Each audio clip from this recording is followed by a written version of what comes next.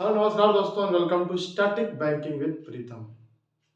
एक वैकेंसी हमने कल नोटिफिकेशन जारी हुआ था, तो उसमें हमने आपको कुछ अपडेट दिया था। इस आईडीबीआई एएम का जो नोटिफिकेशन आया था, उस बिहाफ पर हमने कुछ आपको बताया था। नोटिफिकेशन आया, सब कुछ बताया कि 600 वैकेंसी है और उसमें आप लोग जो है फॉर्म भर सकते हैं।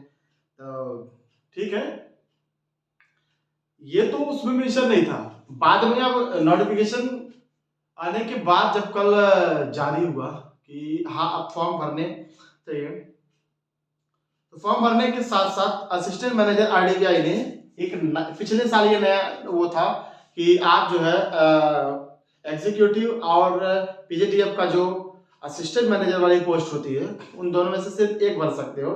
ये पूरी तरह से नया नया रूल जो है जारी हुआ था। उसमें मेरी गलती से मैंने दोनों भर दिया था, तो मेरा सिर्फ एक ही पेपर हुआ था। और इस बार एएम की मैं भी वेट कर रहा था कि चलो एएम का कम से कम वैकेंसी आएगी तो भरा जाएगा, लेकिन फिर इस बार एएम की वैकेंसी में एक और नया चीज आ गया। अब ये मांग रहा है 2 साल का एक्सपीरियंस। ठीक है, अगर बैंकिंग सेक्टर में या फिर इंश्योरेंस सेक्टर में, दोनों में अगर आपको 2 साल का जो अगर एक्सपीरियंस है तो ही इस फॉर्म को भरिए, वरना हर कोई इस फॉर्म को नहीं भर सकता। ये न्यूज आई है आईडीबीआई की तरफ से, ये नया चीज है।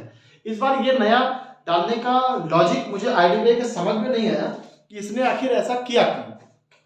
ठीक है, अगर आपको ट्रेनिंग देके अगर ये चीजें करनी है, डायरेक्ट उसको अगर वो ट्रेनिंग लेके एएम बना है, ट्रेनिंग लेके अगर वो एग्जीक्यूटिव के पोस्ट पर ऑलरेडी है, ठीक है, तो उसको आप डायरेक्टली एएम बना सकते हो। उसका तो एक एक जरिया है, वो कर सकता है। लेकिन फिर उसको भी, एग्जीक्यूटिव को भी एएम का एग्जाम देके निकाल, इसी वजह आप पीजीडीएफ को निकाल दिए होते। ठीक है, इस वजह से सिर्फ सीधा सीधा वही लोग हैं। बाकी जो कॉम्पिटिटिव एग्जाम की तैयारी कर रहे हैं, जिनके पास जॉब नहीं है, वो तो इस फॉर्म को बिल्कुल भी नहीं भर सकते। क्यों?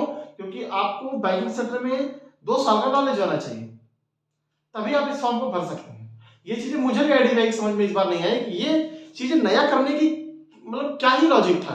ये चीजें इनको मतलब थोड़ा सा ये चीजें निराश करती हैं सारे कैंडिडेट को, हमको, आप सभी को, जो जो लोग आईडीबीआई एएम का बहुत बेसब्री से इंतजार करते थे और जो है असिस्टेंट मैनेजर की पोस्ट का बहुत ही बेसब्री से इंतजार करते थे, उनके लिए तो ये बहुत ही बेहद बुरी खबर है।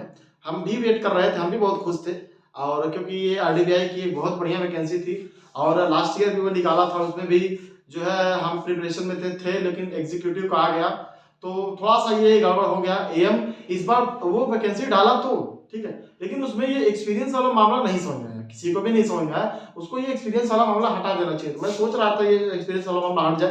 देखिए, एक तो पहले चीज की बहुत सारे बच्चे छट जाएंगे, ठीक है, क्योंकि 2 साल का एक्सपीरियंस या तो एग्जीक्यूटिव के पास है जो ऑलरेडी आईडीबीआई बैंक में वर्किंग में है, और जो भी एक तो आईडीबीआई, एक देखिए आप प्राइवेट सेक्टर भी और पब्लिक सेक्टर दोनों, एक तरीके से पब्लिक सेक्टर नहीं कह सकते, प्राइवेट सेक्टर आप मानिए, ठीक है।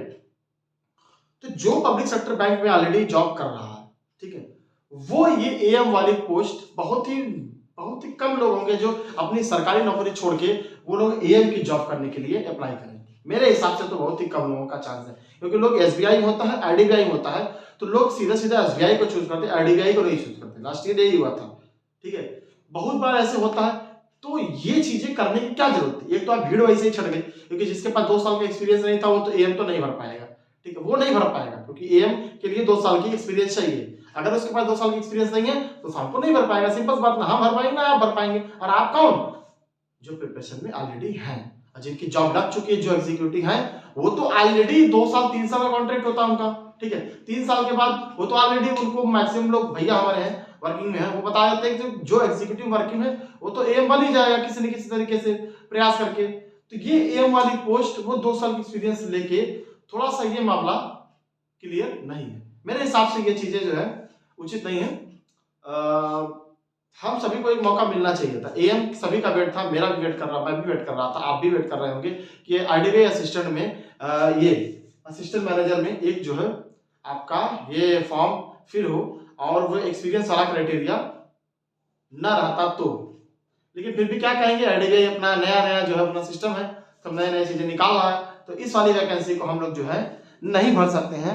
और ये सिर्फ और सिर्फ ये चीजें नहीं भरने के साथ, क्योंकि देखिए 600 वैकेंसी है और सिर्फ उन्हीं को मिलेगा जो सिर्फ और सिर्फ उस बैंकिंग सेक्टर में ऑलरेडी लगे हुए हैं। मेरे हिसाब से भीड़ बहुत कम, भीड़ छट जाएगी और बहुत कम से कम लोग फॉर्म को भर पाएंगे, क्योंकि जो ऑलरेडी वर्किंग में है वही सिर्फ भर पाएंगे आईडीबीआई बैंक के एग्जीक्यूटिव में। तो ठीक है, ये 600 वैकेंसी है, कोई नहीं, हमें तो ये छोड़ना ही है। क्यों? क्योंकि जो प्रिपरेशन कर रहा है, जो ऑलरेडी बैंकिंग सेक्टर में नहीं है, वो तो नहीं कर पाएगा। तो एक चीज ये भी चीज आप लोग याद रखिए कि आईडीबीआई का क्या है कि वो ऑल ओवर इंडिया में पोस्टिंग कराता है, ठीक है। तो अगर आप होम स्टेट में हैं तो कोई जरूरी नहीं कि आपको होम स्टेट मिले, ट्रेनिंग कराएगा आपको।